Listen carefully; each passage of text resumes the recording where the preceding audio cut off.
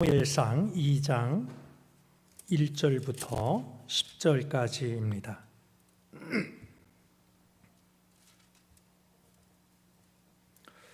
구약 성경 409쪽에 있습니다. 사무엘상 2장 1절부터 10절까지입니다.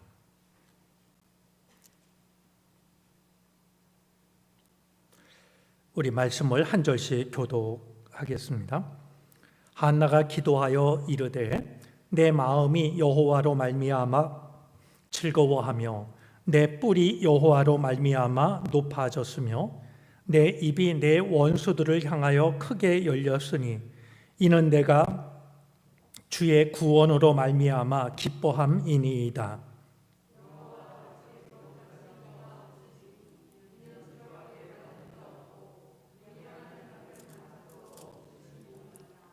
심히 교만한 말을 다시 하지 말 것이며 오만한 말을 너희 입에서 내지 말지어다. 여호와는 지식의 하나님이시라. 행동을 달아 보시느니라.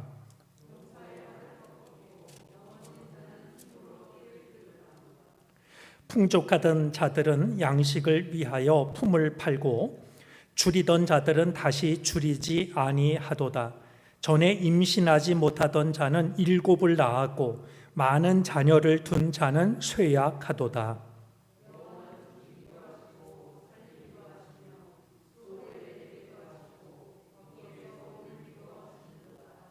여호와는 가난하게도 하시고 부하게도 하시며 낮추기도 하시고 높이기도 하시는도다.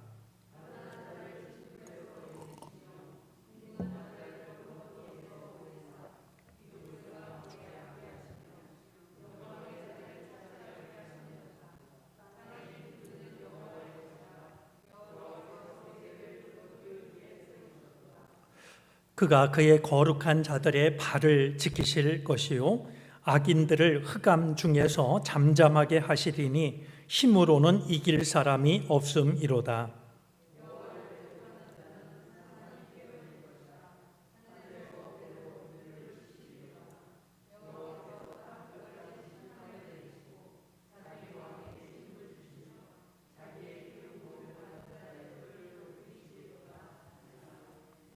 아멘. 그동안도 모두들 평안하셨는지 모르겠습니다. 오늘 금요일 밤 기도의 자리에서 우리가 함께 만나 예배하고 말씀을 나누고 또 찬송하고 기도하는 시간을 갖게 됨을 기쁘게 생각합니다. 기도의 자리에 나올 때마다 이렇게 떠오르는 이야기가 있습니다. 아마 여러분도 잘 알고 계신 이야기라고 여겨지는데요. 해와 달이 된 오누이 이야기입니다. 떡 하나 주면 안 잡아먹지 이런 거로부터 이제 결국 호랑이에게 쫓긴 이 오누이가 나무 꼭대기로 피하게 되는데요. 동생의 말 실수로 결국은 호랑이가 나무를 타고 오르게 되고 더 이상 도망갈 것이 없게 된 이 두 오누이가 나무 꼭대기에서 하나님께 기도를 합니다. 그 기도의 내용을 잘 알고 계시죠? 살려달라는 기도가 아니었습니다. 오누이가 더 갈 곳이 없을 때 나무 꼭대기에서 드린 기도는 이런 기도였습니다. 우리를 살리시려거든 새 동아줄을 주시고 죽이시려거든 헌 동아줄을 주십시오 하는 것이었습니다. 저는 우리 민족이 이해한 기도의 의미가 참 깊다라는 생각을 합니다. 우리가 어려워졌으니까 살려달라고 애원한 것도 아니고요. 튼튼한 동아줄을 내려달라고 한 것도 아니었습니다. 마지막 순간에 나의 생사를 하나님께 맡겼던, 살리시고 죽이시는 것은 하나님께 달려 있으니까 살리시려거든 새 동아줄을 주시고 죽이시려거든 헌 동아줄을 달라라는 것이 우리의 이야기 속에 담긴 기도의 의미였습니다. 저는 기도란 그런 의미를 가지고 있다라고 생각을 합니다. 정말 나를 향하신 하나님의 뜻을 우리가 구하고 무엇을 주시든지 헌 동아줄을 내리시든지 새 동아줄을 내리시든지 그것을 받아들이는, 그것이 바로 기도의 의미라고 한다고 하면, 우리가 기도의 자리에 나와서 하나님을 바라볼 때 우리가 드리는 믿음의 고백은 내 삶의 주인은 하나님이십니다 하는 것이 될 줄로 압니다. 그런 마음으로 이 밤 우리 하나님 앞에 나아가는 걸음걸음이 되어지기를 바랍니다.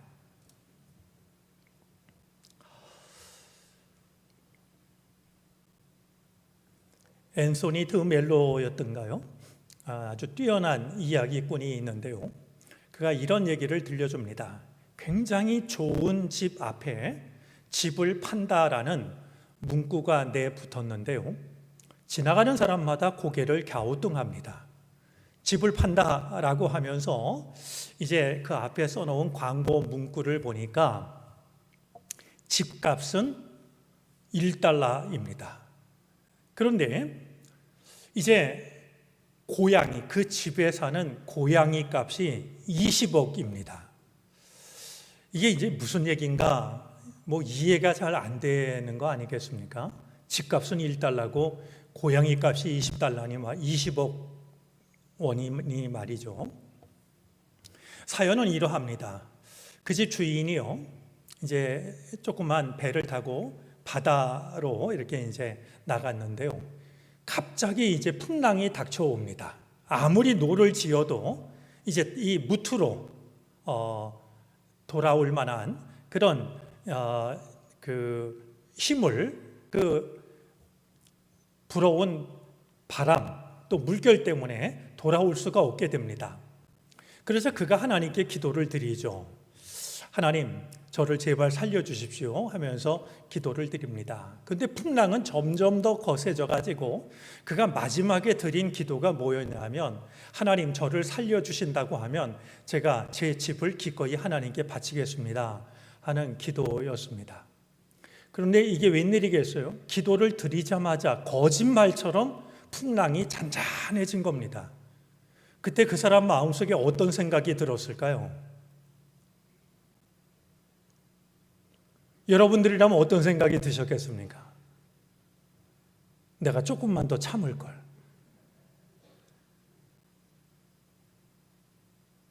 그가 돌아와서 고민하다가 이제 내건 광고 문구가 바로 그것이었습니다. 길에는 고양이가 있는데요. 고양이를 20억에 사는 사람한테 집을 $1에 주겠다라는 것이었습니다. 왜 그랬을까요? 어떤 농부가 소를 키우는데 소가 이제 쌍둥이를 낳습니다. 너무나 좋아가지고 부인이 이야기를 합니다. 하나님께서 우리 가정을 축복하셔서 송아지 2마리를 주셨다고. 한 마리는 하나님께 바치겠다고 말이죠. 근데 이게 웬일이겠어요? 다음 날 아침에 일어나 보니까 송아지 한 마리가 죽어 있는 거 아니겠습니까? 부인이 놀래가지고 집으로 뛰어들어오면서 남편에게 이야기합니다. 여보, 우리가 하나님께 바치려던 송아지가 죽었어요. 한나를 보면은요, 아기를 낳지 못하던 한나가 하나님께 눈물로 기도를 했고, 하나님은 그 기도를 들으셔서 이제 아들 사무엘을 허락해 주십니다. 한나는 사무엘을 얻은 뒤에 비록 나에게 아들을 주시면 그 아들을 하나님께 바치겠습니다 라고 기도를 했지만, 그 사무엘을 바친다라고 하는 건 결코 쉬운 일이 아니었을 겁니다. 이제 그가 젖을 떼자마자 사무엘을 데리고 성전으로 올라가서 그의 평생을 하나님께 바칩니다. 지난주 나눴던 말씀입니다. 젖을 떼자마자 라는 말은 두 가지를 생각하게 하는데, 육신의 어머니로서 내가 해야 할 일을 모두 다한 뒤에 라는 의미도 있지만, 그보다 더 중요한 의미는 내가 더 데리고 있다가는 이 아들을 바칠 수 없다라는 사실을 한나가 알았기 때문에, 그래서 한나는 젖을 떼자마자 아들을 바쳤을 겁니다. 자, 그 한나가 오늘 말씀을 보니까 하나님께 기도를 드립니다. 자, 한나의 삶의 중심에 있는 것이 무엇인지를 우리는 말씀을 통해 보게 됩니다. 한나의 삶의 중심은 언제라도 기도가 자리를 잡고 있습니다. 하나님께 눈물로 기도하고 나의 기도를 들으신 하나님께 이제 그 아들을 바치고 아들을 바친 뒤에 또다시 하나님께 기도하고 있는 이 한나의 모습은 하나님께 기도하고 하나님이 나의 기도를 들어주셨을 때 거기서 기도가 멈추는, 혹은 내가 하나님과 했던 약속을 잊어버리는 우리들의 모습을 돌아보게 하고 있습니다. 여러분, 우리가 기억해야 될 게 있습니다. 우리가 하나님께 끊임없이 기도한다라고 하는 것은요, 기도의 업적을 쌓는 것이 아닙니다. 우리가 끊임없이 기도한다라고 하는 것은요, 끊임없이 하나님께로 돌아서는 것을 의미합니다. 적지 않은 사람들이 내가 드리는 기도를 나의 업적인 것처럼 생각을 하지만 그렇지가 않습니다. 우리가 매일같이 끊임없이 기도한다라고 하는 것은 매일같이 끊임없이 나를 하나님께로 돌이키는 것. 한나는 기도한 대로 아들을 얻었다고 기도하기를 멈췄던 것이 아니라 하나님께 약속한 대로 사무엘을 바치고 사무엘을 바친 뒤에 모든 것이 끝났다고 생각했던 것이 아니라 또다시 하나님께 기도를 드리고 있는, 끊임없이 하나님께로 돌아서고 있는 모습을 우리에게 보여줍니다. 우리가 하나님께로 끊임없이 돌아설 수 있는 길은 기도밖에 없습니다. 내 생각대로 되어졌다고, 혹은 내 생각대로 되어지지 않는다고 기도를 그치는 것이 아니라, 혹은 기도를 내 신앙의 업적처럼 여기는 것이 아니라, 내가 끊임없이 하나님께로 돌아서기 위해서는 끊임없이 기도해야 한다는 사실을 한나를 통해서 우리는 기억할 필요가 있습니다. 자, 이 한나의 기도는 찬송과 다르지 않습니다. 우리가 말씀을 읽었습니다만 한나의 기도를 보면 기도이자 찬송입니다. 우리의 기도가 그럴 수 있다면 얼마나 좋을까요? 기도가 따로 있고 찬송이 따로 있는 것이 아니라 우리의 기도가 찬송이 될 수 있다면, 내가 부르는 찬송이 나의 기도가 될 수 있다면 말이죠. 이 한나의 기도, 한나의 찬송은 이제 그가 기도를 드리고 찬송을 드렸던 그 순간으로 멈추지 않습니다. 이 한나의 고백은 긴 파장으로 이어지는 것을 보게 됩니다. 여러분들이 조용한 시간에 한번 말씀을 묵상해 보시면 좋을 것 같습니다. 오늘 한나가 드리고 있는 이 기도, 한나가 드리고 있는 이 찬송은 사무엘하 22장에 나오는 다윗의 승전가로 이어집니다. 그리고 이 다윗의 승전가는 다윗이 지은 시편 18편을 통해서 다시 한번 반복이 됩니다. 또 한 가지 놀라운 사실은요, 이 한나가 드리고 있는 기도, 한나가 드리고 있는 찬송은 놀랍게도 예수님을 낳은 예수님의 어머니 마리아의 기도, 마리아의 찬송으로까지 이어집니다. 우리가 하나님께 정말 나 자신의 삶을 끊임없이 하나님께로 돌아서는 기도를 드리게 될 때 그 기도는 내가 기도를 드리는 그 시간으로 멈춰서는 것이 아니라 얼마든지 내가 생각하지 못한 사람에게로, 내가 생각하지 못한 시간으로 이어져 갈 수 있다라는 것을 생각하게 됩니다. 오늘 이 시간 나온 여러분들이 하나님께 간절히 기도를 드리심으로 여러분의 아들, 딸들이, 여러분의 손자, 손녀들이 앞으로 대를 이어가지고 몇 대가 내려가든지요, 한나의 기도가 마리아의 기도로까지 이어지고 있는 것처럼 오늘 여러분들의 기도가 여러분의 생각을 뛰어넘어서 더 많은 사람들에게 내가 생각할 수도 없었던 오랜 시간 동안 여러분들의 믿음이 이어져 갈 수 있게 되기를 바랍니다.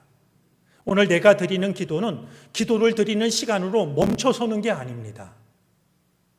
한나의 기도가 다윗의 기도로 이어졌고 시편의 기도로 담겼고 마리아의 기도로 찬송으로 이어지고 있는 것처럼 오늘 내가 지켜가는 믿음, 내가 드리는 기도, 그것이 얼마든지 내가 생각하지 못한 시간 속으로 누군가를 향해서 흘러갈 수 있다라고 하는 사실을 마음에 담아두고 그 믿음을 가지고 기도하는 우리들이 되어졌으면 좋겠습니다. 오늘 말씀을 통해서 생각하려고 하는 것은 한나가 기도를 통해서 찬송을 통해서 고백하고 있는 하나님에 관한 말씀입니다. 여러분, 누군가가 마음속에 있는 이야기를 들려줄 때요, 내가 이야기를 들려주는 사람을 신뢰할 수 있다라고 하면 우리는 온 마음을 기울여서 귀담아 그 이야기를 듣게 됩니다. 내가 별로 인정하지 않는 사람이 말을 하면 그렇게 귀담아 듣지 않지만은요, 내가 존경하거나 내가 신뢰하거나 내가 정말 사랑하거나 내가 좋아하는 사람이 이야기를 하면 한마디라도 놓치지 않으려고 귀를 기울이는 법 아니겠습니까? 한나가 눈물로 기도하고 기도의 응답으로 사무엘을 얻고 그 사무엘을 하나님께 바치고 그 한나가 하나님께 기도하는 이 한나의 기도 속에 담긴 하나님은 어떤 하나님일까요? 한나가 만난 하나님, 한나가 들려주는 하나님은 어떤 하나님일까? 오늘은 한나라고 하는 한 여인이 들려주고 있는 그가 경험한 하나님, 그 하나님이 어떤 하나님인지를 말씀을 통해서 함께 살펴보도록 하겠습니다. 먼저 한나가 고백하고 있는 하나님은 뿔을 높이시는 하나님이십니다. 뿔을 높인다라는 말이 오늘 본문 속에 2번 반복되고 있는데요. 먼저 1절 말씀에 보면 내 마음이 여호와로 말미암아 즐거워하며 내 뿔이 여호와로 말미암아 높아졌으며 기도를 시작합니다. 한나가 고백하는 하나님은 나의 뿔을 높이시는 하나님입니다. 구약 성경에 이 뿔이라고 하는 것은요, 바로 힘과 능력을 상징하는 말입니다. 하나님이 내 뿔을 높이셨다라고 하는 것은 나로 하여금 강한 존재가 되게 하셨다라고 하는, 나를 능력 있는 자로 만드셨다라고 하는 의미입니다. 우리는 그동안 한나가 겪어왔던 세월을 잘 알고 있습니다. 그는 자식을 낳지 못함으로 인하여서 늘 우울한 삶을 살았습니다.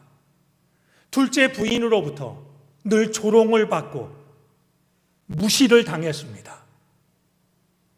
아마 그는 늘 기운이 없는 말이죠.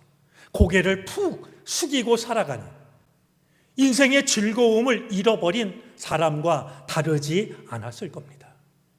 그런데 하나님께 기도를 드렸고 하나님이 그 기도를 들어주심으로 한나는 생각하지 못한 은혜를 받게 됩니다. 그 한나가 하나님께 감사의 기도를 드리면서 가장 먼저 고백하는 것은 나의 뿔을 높이시는 하나님입니다. 오늘 이 자리에 모인 우리가 이 하나님을 함께 고백할 수 있었으면 좋겠습니다. 내가 낙심하여 고개를 숙일 때, 내가 실망하여 살아갈 힘을 잃어버릴 때, 그런 나를 누군가가 무시하고 조롱할 때, 하나님은 고개 숙인 나의 고개를 들게 하시는 하나님, 나의 뿔을 높여주시는 하나님이 되십니다. 오직 하나님만이 나의 뿔을 높여 주실 수 있는 분이 됩니다.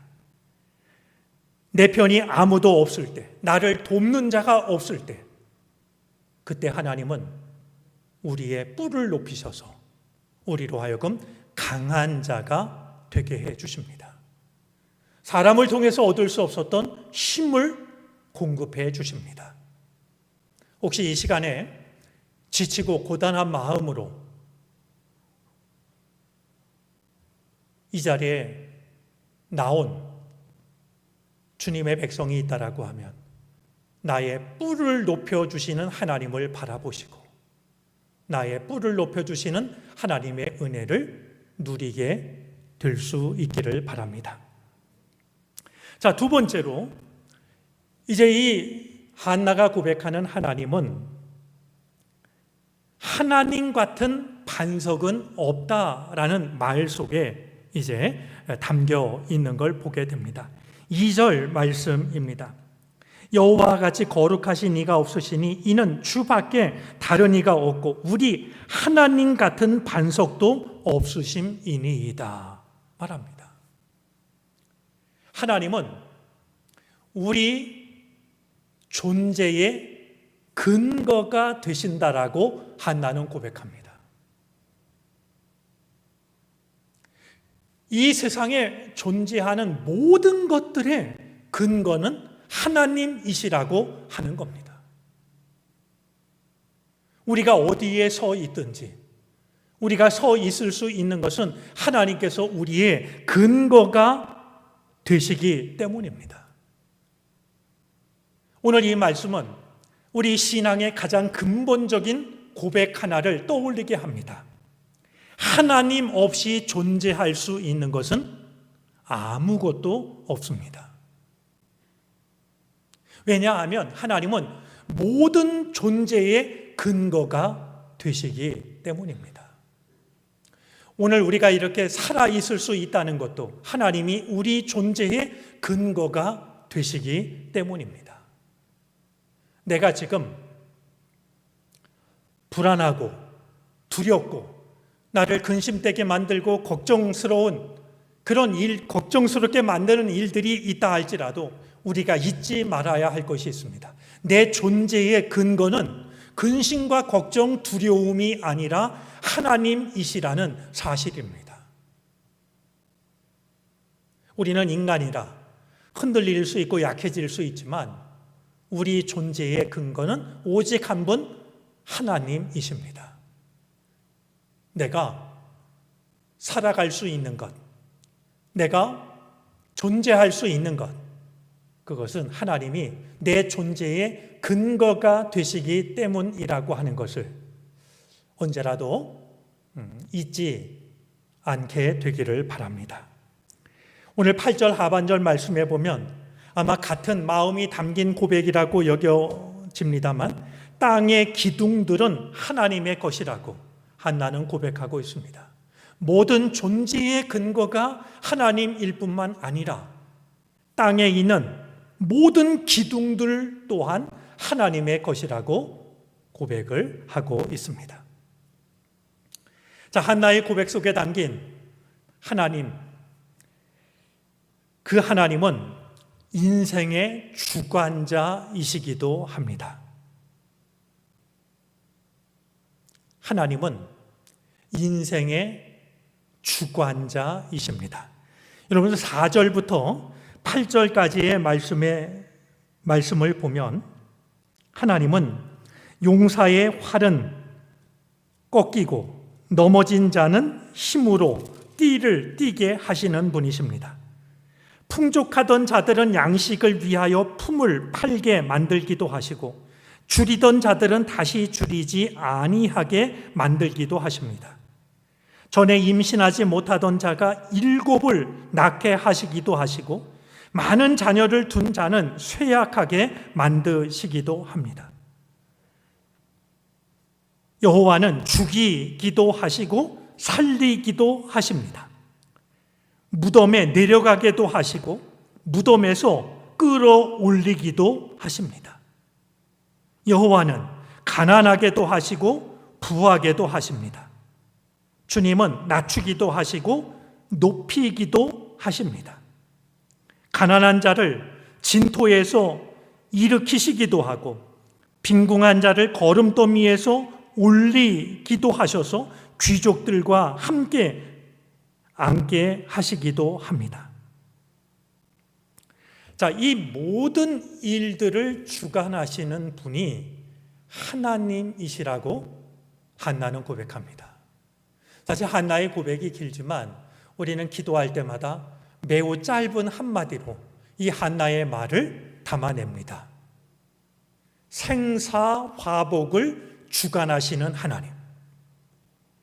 사실 이것은 기도하는 시간에 그냥 지나가면 별 생각 없이 지나갈 수 있지만 그 말의 뜻을 생각해 보면 오늘 한나가 고백하고 있는, 한나가 자신의 삶의 경험을 통해서 만난 하나님에 대한 고백이 고스란히 담겨져 있는 고백이기도 합니다. 하나님은 생사화복을 주관하시는 하나님이십니다. 우리의 삶이 나의 능력에 혹은 행운에 달려 있는 것이 아니라 생사화복을 주관하시는 하나님께 달려 있음을 마음을 다해 인정할 수 있었으면 좋겠습니다. 또 한 가지, 생사화복을 주관하시는 하나님 앞에 우리가 잊지 말아야 될 믿음의 고백이 있습니다. 제가 가끔 헌금 기도를 드릴 때마다 하나님께 바치는 기도 중에 그런 기도 있습니다.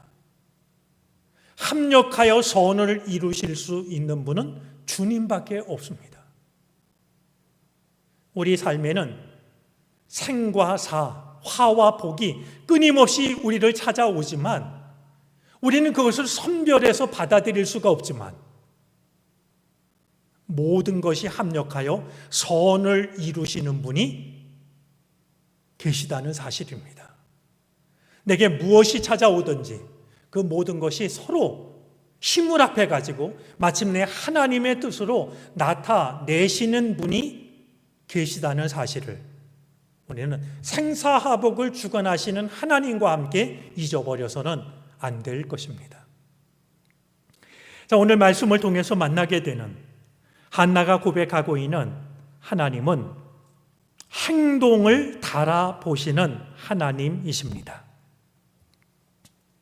하나님은 행동을 달아보시는 하나님입니다. 이 고백 또한 한나의 그동안의 시간이 고스란히 담겨져 있다라고 여겨지는데요. 한나는 아기를 낳지 못해서 그동안 서름을 참 많이 당했습니다. 마음도 아팠고요. 그런 한나가 하나님의 은혜를 경험한 다음에 고백하고 있는 하나님은 행동을 달아보시는 하나님이십니다. 자, 그런데 3절 말씀을 보면은요, 심히 교만한 말을 다시 하지 말 것이며 오만한 말을 너희 입에서 내지 말지어다. 여호와는 지식의 하나님이시라. 행동을 달아보시느니라. 말씀하는데요, 하나님은 우리들의 행동을 달아보시는 분이십니다.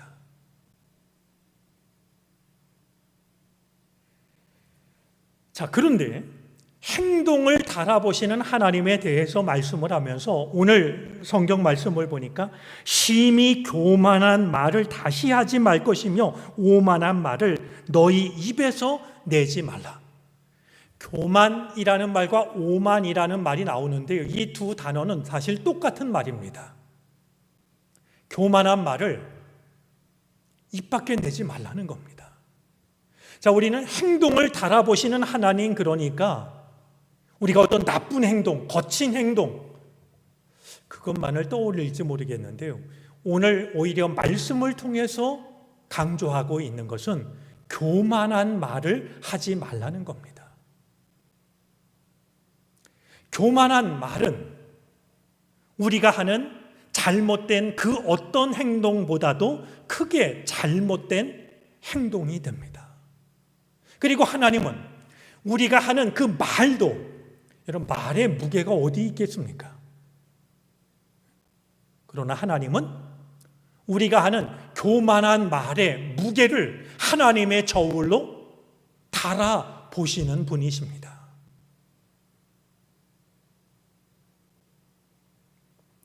오늘 말씀이 우리들의 삶 혹은 우리들의 믿음을 돌아보게 하는 말씀이 되어졌으면 좋겠습니다. 그동안 이 한나가 겪었던 아픔, 그리고 받았던 조롱, 무시, 그대로 하면 자신에겐 기쁨이 있을 리가 없었고요. 정말 자신의 삶은 그렇게 슬픔 속에 끝날 수도 있다라고 생각을 했겠지만, 한나가 기도를 통해 하나님의 은혜를 받게 되고 받은 바 은혜를 통해서 깨닫게 되는 것은, 한나는 누군가에게 원망을 쏟아놓는 대신 하나님 앞에 나아가 눈물로 기도했던 사람이었습니다. 그 한나가 깨닫게 된 것은, 하나님은 행동을 달아보시는 분이시구나. 우리가 하는 말을 하나님의 저울로 달아보시는 분이시구나. 말의 무게가 어디 있느냐라고 가볍게 여기지 않았으면 좋겠습니다.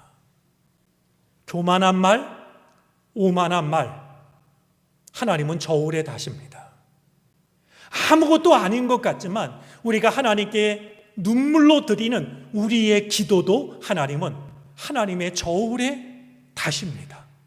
그리고 응답해 주시는 것이죠. 하나님은 우리의 행동을, 특별히 우리가 하는 말을 저울에 다신다라고 오늘 성경은 우리에게 일러주고 있는데요. 하나님께서 내 삶을 하나님의 저울로 달 때 나의 믿음의 무게는 얼마나 될까?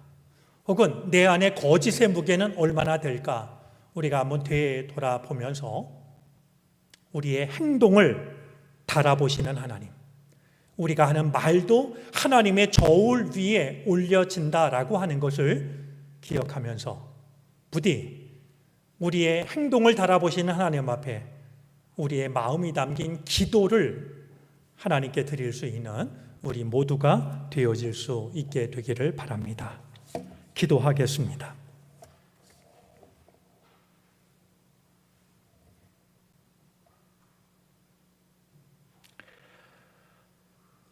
이 밤 우리를 기도의 자리로 불러주셔서 감사드립니다. 한나의 기도가 다윗으로 이어지고 다윗의 기도가 시편으로 이어지고 한나의 기도가 마리아의 기도로 이어지는 것을 우리는 생각합니다. 오늘 내가 지킨 믿음이 시간을 뛰어넘어 우리의 자녀들과 우리의 후손들에게, 내가 생각하지 못한 이들에게 전해질 수 있음을 기억하게 하여 주시옵시고, 그 믿음을 지킬 수 있는 우리가 되게 하시기를 바라고 원합니다. 뿔을 높이시는 하나님, 우리 존재의 근거가 되시는 하나님, 생사와 복을 주관하시는 하나님, 우리의 행동을 달아보시는 하나님, 우리가 하는 말도 저울 위에 올려두시는 아버지 하나님, 잘못된 말을 삼가게 하여 주시옵시고 우리의 간절한 기도를 하나님께, 하나님의 저울 앞에 내어놓을 수 있는 우리가 되게 하옵소서. 이 밤 오셔서 우리의 마음을 받아 주시옵소서. 예수 그리스도의 이름으로 기도를 드립니다. 아멘.